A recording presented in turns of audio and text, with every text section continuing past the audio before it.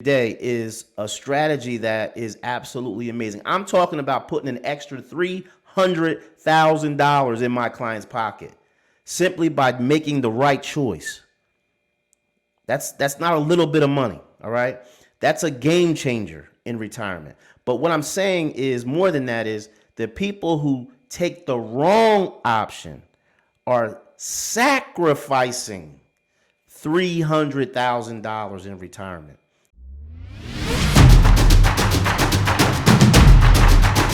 Welcome to the podcast, Wealth Strategies to Value. I am your host, Troy Shorts. And today we're going to talk about Social Security. When is the best age to take Social Security? Most people, unfortunately, in America, take their Social Security to their detriment, and they don't even understand what they've done, and they've lost thousands and thousands of dollars unknowingly and unnecessarily. Early retirement in the United States starts at age 62. The latest you can take your Social Security is age 70. Okay?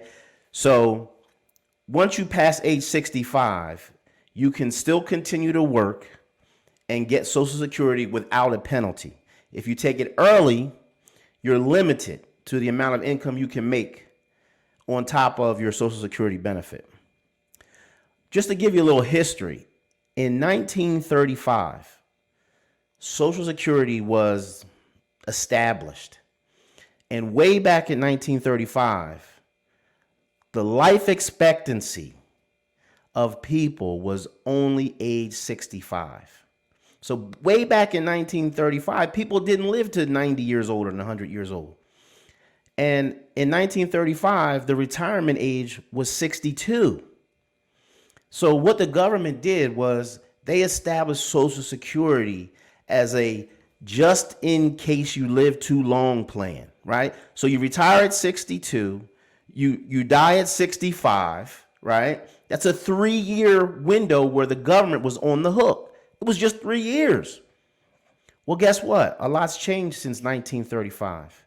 Do you realize that today our life expectancies are 87 years old? There are people that are going to be in a situation or have already collected Social Security for 22 years, not 3. No wonder Social Security is broke, right? Because it wasn't set up to last that long. Social Security went from a just in case you live too long plan to a full-blown retirement strategy, a retirement plan that people are going to be collecting for 1/4 of their lives. So it's no wonder, like I said before, the government is broke because now they're on the hook for much, much longer, right? One of the things I'm going to share with you today is how do you maximize your Social Security? The number one retirement risk we have in our country is longevity. People, unfortunately, have not saved enough money, and people, fortunately, are living much, much longer. And what's happening is people are outliving their savings, right? And on top of that, we have inflation, where the cost of goods and services are outpacing the income, the cash flow. Cash flow is very, very important in retirement. Without cash flow, you cannot maintain the standard of living that you've acquired up to the point of retirement. So I'm going to share with you an example of a recent client. Actually, there were 2 clients that I recently met with where we had the conversation.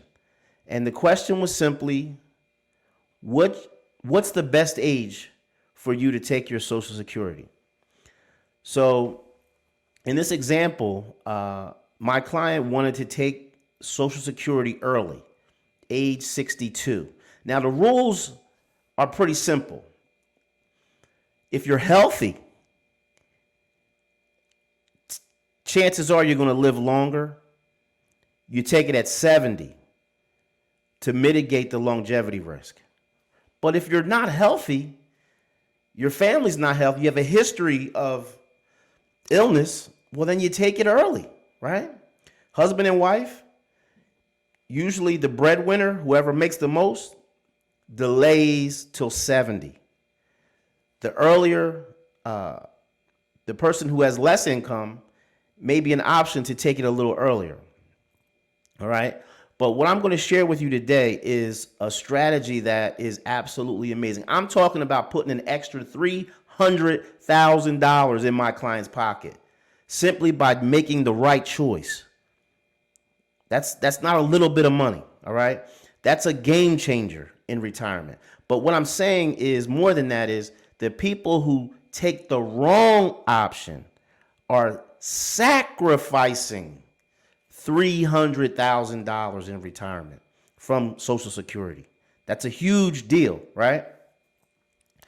So let me just give you some numbers here. All right, I hope you can work with me on this. So age 62, $1,500 a month is the Social Security benefit. $1,500 a month. Times that by 12, that's $18,000 a year. So from 62 to 87, that's 25 years. So if you added that all up, at 62, that's $450,000 that was collected in Social Security, from Social Security in your retirement. $450,000, right? Took it early, all right?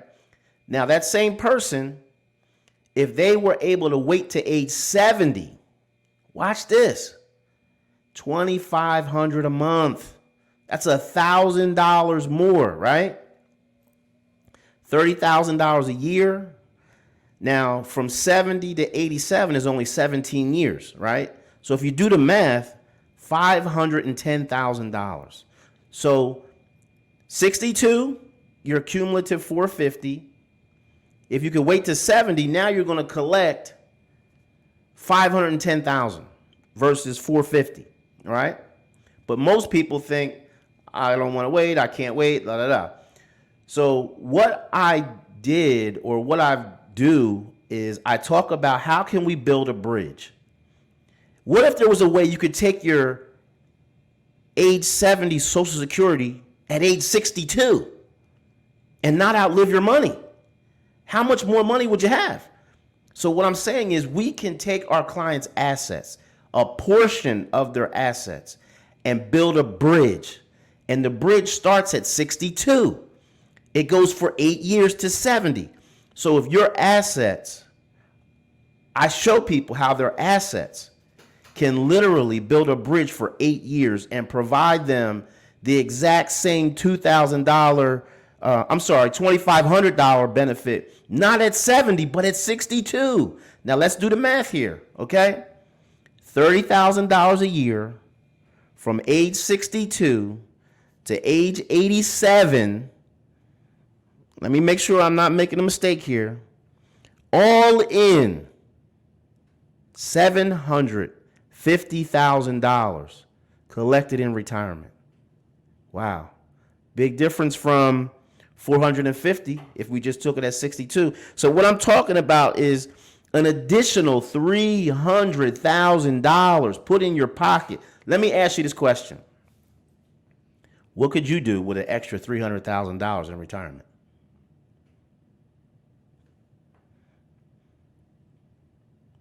What could you do? A heck of a lot more. And listen, when you really think about it, you're going to need it because the cost of goods and services are unbelievable. Inflation is just tearing our spending power away. Taxes are going to go up in the future. They have to because Social Security is broke. You're going to need that extra $300,000. Listen, you cannot afford to make a mistake in retirement. You just can't. There's no room for error, all right? So I hope you got something out of this, but we just got to use common sense, and common sense will really lead us to the right answer. But ultimately, more than that, is we want to teach people how to have a happier, a safer, and a much more enjoyable retirement using strategies that work, all right? Appreciate you guys tuning in. Until next time, remember, wealth strategies to value. Please share our podcast with people you know, you love, and you trust. Thanks, guys. Bye-bye.